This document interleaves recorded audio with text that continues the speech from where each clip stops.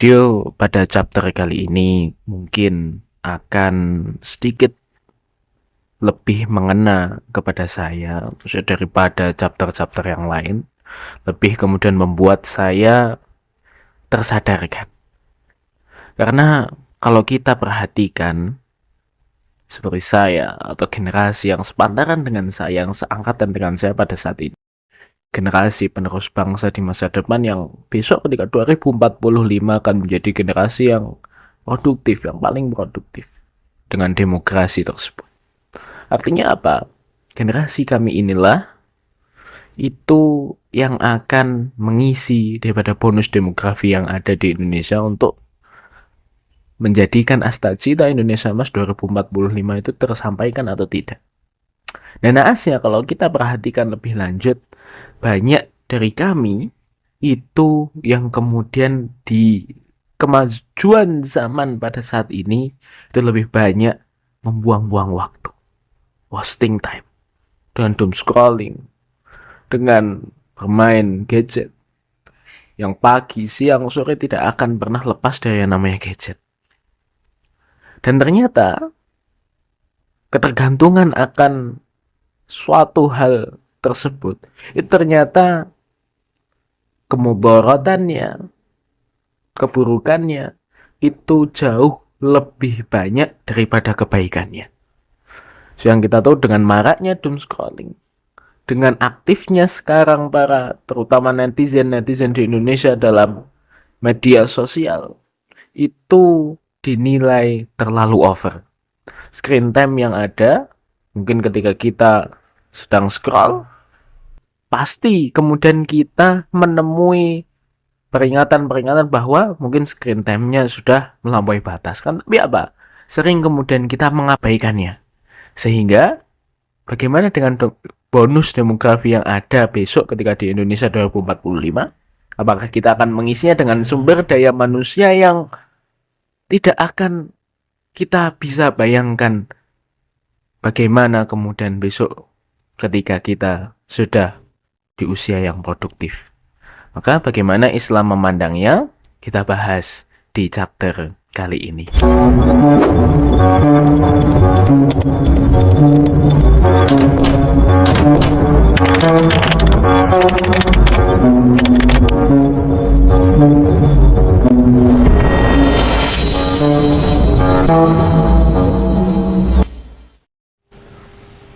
Assalamualaikum warahmatullahi wabarakatuh. Alhamdulillah hamdan la yuhad wa ashkuru syukran la yu'ad, asyhadu an la ilaha illallah la sahibata lahu wa la walad, wa asyhadu anna Muhammadan abduhu wa rasuluhu man shalla wa ta'abbad, sallallahu alaihi wasallam tasliman katsiran ila yaumit tanad, amma ba'd. Saudara-saudaraku sekalian, Indonesia besok 2045 dikatakan sebagai Indonesia emas karena memang pada saat itu kita ini generasi yang saat ini masih di era remaja ataupun menuju remajaan dan juga generasi sebelum kita itu mencapai usia paling produktif, sehingga disebut generasi emas, Indonesia emas. Ada bonus demografi di dalamnya. Generasi dengan usia yang produktif itu lebih banyak daripada yang tidak produktif. Nah, artinya apa? Adanya terciptanya Astagita Indonesia Emas 2045 itu, negara kita yang maju itu berada pada tangan kita. Nasib bangsa ada di tangan kita. Walaupun kemudian memang sebetulnya kita sebagai pemuda itu yang memegang nasib bangsa, tapi beda dengan momentum pada saat ini. Betul-betul besok ketika bonus demografi itu muncul, ketika kita sebagai usia produktif itu berada di 2045, itu memainkan peran yang sangat luar biasa. Nah, kan tapi dewasa ini di zaman yang penuh dengan kemajuan teknologi, kita melihat apa? Banyak daripada generasi kita, banyak dari kita bahkan saya sendiri itu jauh daripada tanda-tanda generasi besar itu muncul. Jauh. Karena seperti yang kita ketahui bahwa yang namanya gadget, ponsel, media sosial, game, dan lain sebagainya saat ini masih menjajah generasi penerus bangsa kita. Dan saya merasakan sendiri.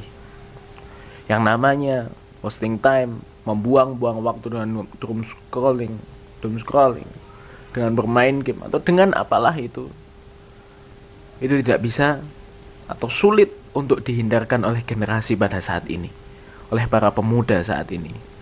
Dari pagi, siang hingga sore tidak bisa terlepas dengan namanya gadget. Dan selain daripada merusak otak yang ada, merusak sumber daya alam, sumber daya manusia yang nantinya digunakan dalam bonus demokrasi untuk hasta cita bangsa, itu juga membuang-buang waktu kita. Di mana waktu yang bisa kita lakukan untuk melakukan sebuah hal yang positif, yang mungkin bisa mengembangkan diri kita, itu kita buang begitu saja dengan hanya doom scrolling. Dan ternyata fenomena-fenomena membuang-buang waktu inilah dengan hal-hal yang sia-sia, ternyata oleh baginda Muhammad SAW telah beliau sampaikan dengan sebuah kalimat yang sangat pendek sekali, yang mungkin kalau kita lihat, karena pada zaman ini banyak sekali religiusitas yang ada, seorang yang merasa religius itu berkurang, menyusut luar biasa. Kan Nabi bisa kita lihat dalam perspektif agama Islam itu sendiri, baginda Muhammad SAW telah memperingatkan tentang wasting time itu. Di dalam hadis riwayat At-Tirmidzi yang mungkin hanya berstatus hasan oleh Imam An-Nawawi rahimahullah, dicantumkan dalam hadis ke-12.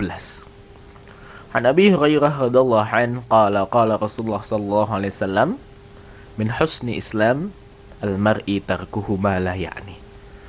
Dari Abu Hurairah radhiyallahu anhu, ia berkata bahwa Rasulullah sallallahu alaihi wasallam bersabda, min husni Islam al-mar', di antara kebaikan Islam seorang itu tarkuhu ma la ya'ni, ia meninggalkan apa yang tidak penting baginya. Di surat At-Tirmidzi dan lainnya, di At-Tirmidzi bisa kita lihat di nomor 2317, di Ibnu Majah 3976, berstatus hasan. Dan di dalam hadis ini itu baginda Muhammad SAW itu hanya menyampaikan satu kalimat saja, min husni islamil mar'i tarkuhu ma la ya'ni. Tanda dari tingkatan kebaikan Islam seorang itu ia meninggalkan apa yang sia-sia, apa yang tidak bermanfaat baginya. Nah, dalam hadis tersebut baginda Muhammad SAW itu mengkategorikan orang yang menyia-nyiakan waktunya dengan suatu hal yang tidak bermanfaat baginya itu sebagai orang yang Islamnya buruk. Karena dalam hadis ini redaksinya seorang yang baik Islamnya, tingkatan yang baik itu ketika ia meninggalkan hal-hal yang sia-sia. Karena menurut beberapa tafsir, Islam itu ada berbagai tingkatan. Nah, tingkatan yang paling baik itu tadi wajarkuhu ma la ya'ni. Ia meninggalkan suatu yang tidak bermanfaat baginya, maka ia merupakan muslim yang baik. Nah, kan tapi apa pada saat ini? Banyak kemudian karena kita bangsa yang banyak sekali mayoritas beragama Islam, lapangannya bagaimana? Realitanya bagaimana? Banyak dari kita, terutama generasi penerus ini, para pemuda-pemudi yang banyak membuang-buang waktu. Banyak hanya doom scrolling saja. Banyak menghabiskan waktunya hanya untuk hal-hal yang sia-sia. Bahkan untuk mendapatkan ilmu saja, mungkin bisa dengan lihat HP. Itu tidak ada. Doom scrolling yang ada, itu luar biasa sekali. Tidak ada ilmu yang dapat kita ambil. Karena yang ada itu hanya hiburan-hiburan semata yang tidak ada finalnya, yang tidak ada finishnya. Karena pada hakikatnya kita hanya scroll-scroll saja, tidak ada ujungnya, itu tidak ada. Oke lah kalau game itu nanti ada finishnya. Oke lah kemudian kalau kita menonton serial film, serial animasi, serial kartun, itu nanti ada tamatnya. Karena apa? Mayoritas dari kita pada saat ini itu lebih demen dengan yang namanya scrolling. Tidak ada finishnya, tidak ada tamatnya, Tidak ada waktu berhenti sehingga ketika kita ingin berhenti, kita tidak bisa. Selalu kita kemudian mengharapkan adanya finish ketika kita men-scroll. Padahal hakikatnya tidak ada. Jadi kita terus scrolling terus sampai kemudian kita tersadarkan oleh diri kita sendiri. Sehingga pembuangan waktu tersebut itu yang membuat saat ini kita resah. Bagaimana besok ketika Indonesia 2045? Apakah cita-cita kita sebagai menciptakan negara yang maju itu dapat tercapai? Apakah bisa? Atau 2030 sudah hancur? 2030 sudah bubar? Saya tidak tahu. Maka semua hal itu sebetulnya sudah disuruh oleh baginda Muhammad SAW 1400 tahun yang lalu. Min husnil islamil mar'i tarkuhu ma la ya'ni. Karena kalau kita melihat Al-Quran sekalipun, banyak kemudian firman-firman Allah Subhanahu wa Ta'ala yang menyuruh kita untuk produktif terhadap waktu, untuk menghargai waktu. Bahkan Allah Subhanahu wa Ta'ala sampai kemudian bersumpah dengan waktu, wal asr, demi masa. Innal insana lafi khusr, sungguh banyak daripada manusia itu yang terlena terhadap al-asr itu tadi, terhadap masa, terhadap waktu itu tadi, sehingga apa? Sehingga khusr, rugi. Itu Allah Subhanahu wa Ta'ala sudah firmankan. Jadi banyak daripada kita yang lalai akan waktu, yang sering membuang-buang waktu, yang sering menggunakan waktu kita hanya untuk hal-hal yang sia-sia, sehingga itu tadi, innal insana lafi khusr. Seluruh manusia, kebanyakan dari manusia itu merasakan yang namanya kerugian. Lafi khusr, bukan saja rugi. Ini khusrin itu dalam linguistik diartikan sebagai kerugian yang luar biasa besar, gulung tikar, rugi yang rugi bandar. Kenapa? Pembuang-buangan waktu itu tadi yang menyebabkan manusia itu rugi. Bahkan Allah Subhanahu wa Ta'ala mengkategorikan orang yang beriman yang nantinya menjadi pewaris surga Firdaus adalah salah satunya yang tidak melakukan hal-hal yang sia-sia. Qad aflahal mu'minun. Sungguh beruntung orang yang beriman. Sehingga di ayat-ayat berikutnya, salah satu cirinya yakni orang yang melakukan atau tidak melakukan hal-hal yang tidak sia-sia, melakukan yang produktif saja. Bahkan di surah Al-Insyirah yang sering kita baca dan sering kita hafal, itu disebutkan alam nashrah laka sadrak wa wada'na anka wizrak alladhi anqadha dhahrak wa rafa'na laka dhikrak fa inna ma'al usri yusra inna ma'al usri yusra fa idza faraghta fansab. Ketika ada waktu yang kosong, fa idza faraghta fansab, maka diisi, dilanjutkan dengan kegiatan yang lain. Allah Subhanahu wa Ta'ala telah memerintahkan kita untuk selalu produktif. Ketika tugas A sudah selesai, lanjut tugas B. Ketika tugas B sudah selesai, lanjut tugas C.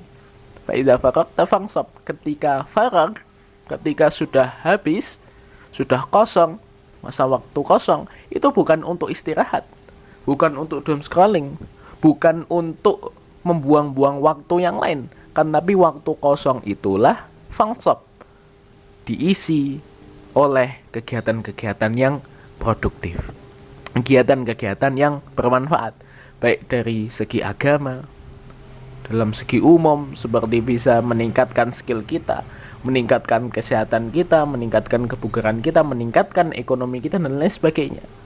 Jadi tidak ada istilahnya doom scrolling dalam Islam. Tidak ada istilahnya wasting time dalam Islam.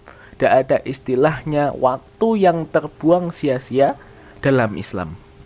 Bahkan menanggapi hadis tersebut, Ibnu Rajab Al-Hambali itu menyampaikan bahwa yang namanya mayoritas dosa yang didapatkan oleh para manusia itu dari membuang-buang waktu, dari melakukan hal yang sia-sia.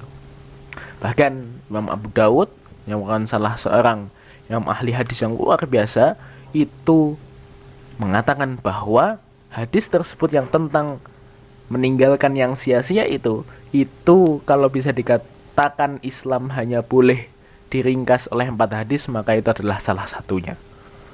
Bahkan Hasan Al-Basri itu pernah mengatakan bahwa tanda Allah Subhanahu wa taala itu sudah tidak menanggapi kita, sudah berpaling dari kita, sudah ibaratnya lueh-lueh terhadap kita, sudah acuh tak acuh terhadap kita, maka tandanya Allah biarkan kita melakukan hal yang sia-sia.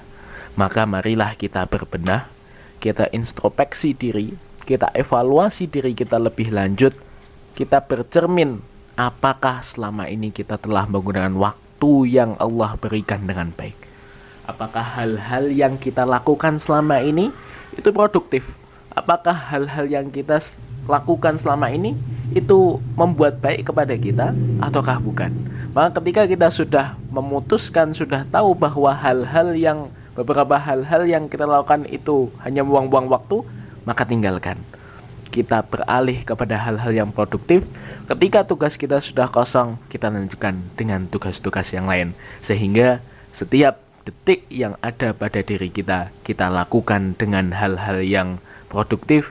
Sehingga besok ketika kita sudah berada pada usia yang mapan, usia yang matang, dengan kita mengisi bonus demografi yang ada, kita membawa skill-skill yang bisa menciptakan astacita bangsa kita menjadi bangsa negara yang maju, Indonesia Emas 2045. Mungkin sekian dapat kami sampaikan. Semoga diskusi kali ini bisa menjadi ibrah dan pelajaran bagi kita semua. Kalau lebih mohon maaf, kalau ada tambahan, diskusi dan lain sebagainya bisa kita lanjutkan di kolom komentar. Terima kasih. Kita bertemu di chapter berikutnya. Wallahu a'lam bishawab. Wallahul muwaffiq ila aqwamit thoriq. Assalamualaikum warahmatullahi wabarakatuh.